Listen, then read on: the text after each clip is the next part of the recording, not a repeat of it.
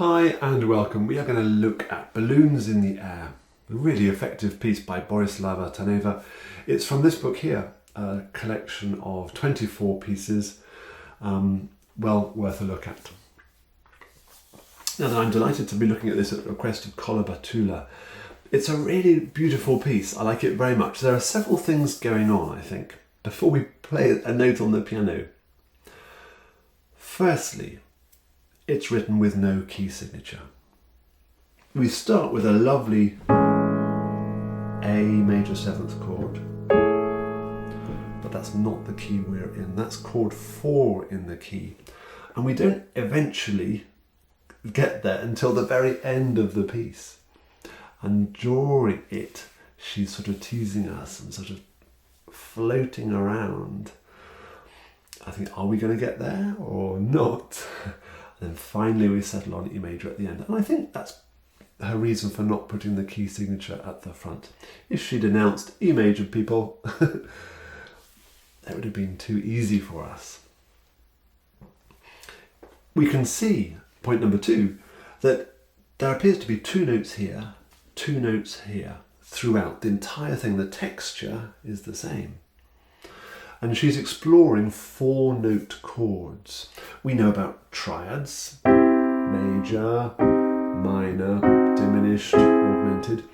We can, if we add a note to that, very often we have 7th chords, or we can add the 6th as well. That's very effective. And there are different types.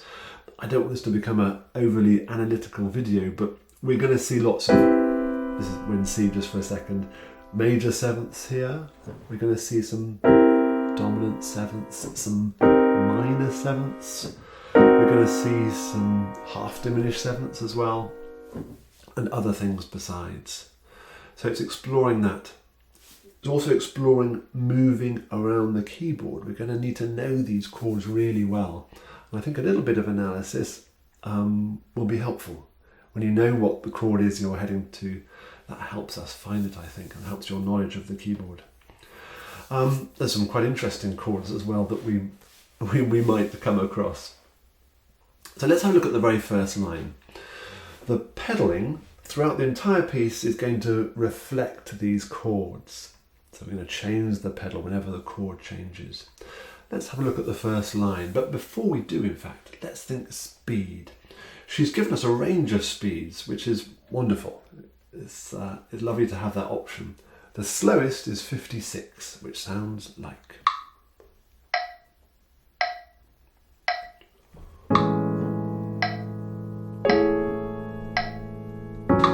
Change the pedal there. Change the pedal there.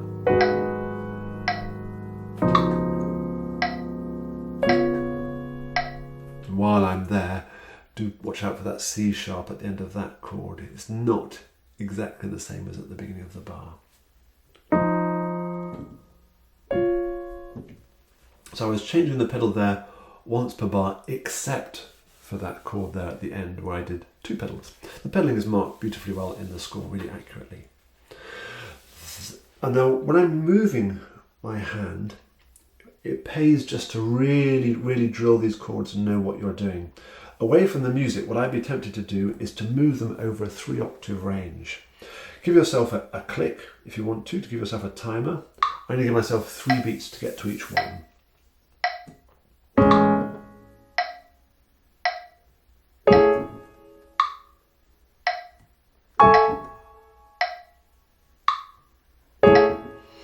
My metronome was doing 4 beats, but you know what I mean.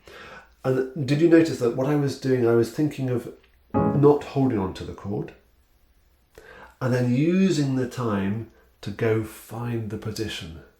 Now I sort of know where I'm going, but yeah, and it might be helpful to sort of move both hands in parallel. You'll waste a bit of time if we do. Oh, right hand goes there, left hand does. Move them both together. Very often in this piece, it is actually going to exactly the same thing an octave higher, but not always by any means. It is more complex than that. So that sort of exercise, drilling the chords, will be helpful, I think. There are some dynamics as well to be aware of, mezzo, piano, crescendos, but it's basically a quiet piece, isn't it? I think the loudness is mezzo forte, bar 13. Should we just play it through and think about these things? And I'll sort of give you a commentary of what I'm thinking about as I go. So I'm ignoring the metronome, in that I'm going to set my own pace, nice and steady, and let's think it through. Mezzo piano, quite soft, pedals down. 1, 2, 3, 4.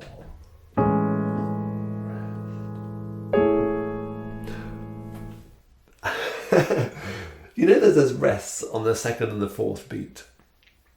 It's very tempting to think, oh, she wants a silence there. But the rests don't work like that. And in lots of pieces you'll see this.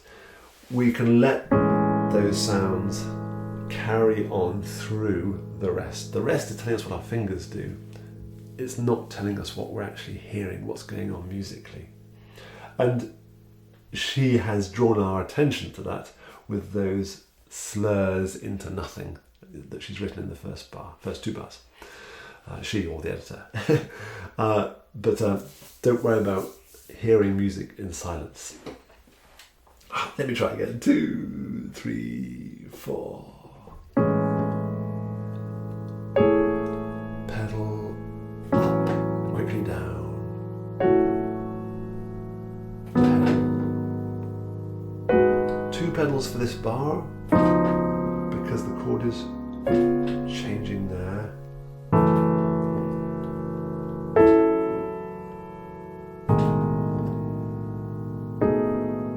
Are we going to E major? No. A deceptive cadence, an interrupted cadence to the relative minor. And that's our first, I'm pretty sure, just ordinary triad.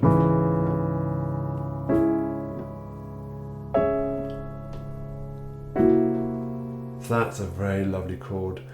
I'm not going to we're going to go down a rabbit hole if I'm not careful. That's a French augmented 6th. Wikipedia will help you, I'm sure. And it's going where French augmented 6 tend to go, is to an inverted chord 1.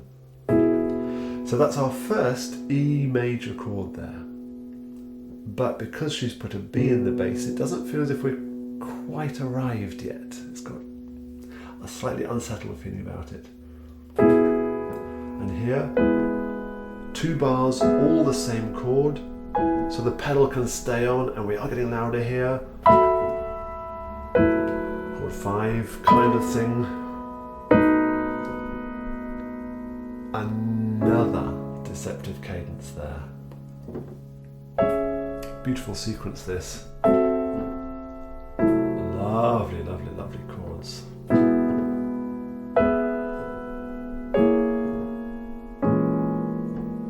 And here, what you could do if you were feeling a bit naughty,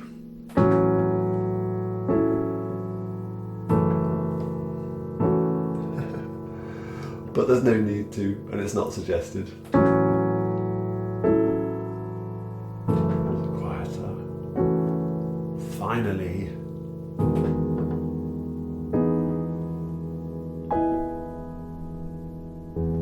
Another 2 bars there at the end, so the pedal can last for the whole 2 bars. Finally, an E chord with an E in the bass.